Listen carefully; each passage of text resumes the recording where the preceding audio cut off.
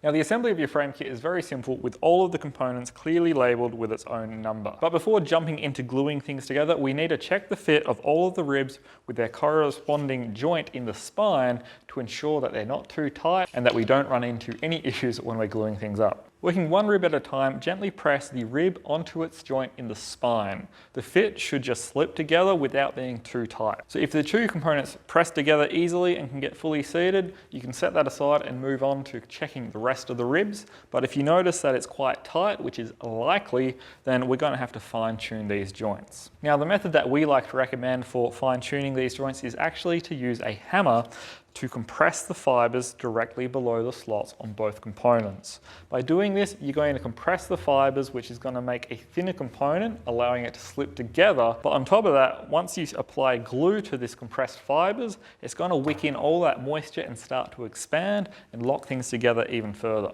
Now, if whacking it with a hammer seems a bit too aggressive to you, you can also use a sanding method that is outlined in the text below. But hey, hitting things with a hammer is fun, so why not give it a shot? Continue this process until all of the ribs are nicely fitting into its spine, and then you can move on to the sub-assemblies.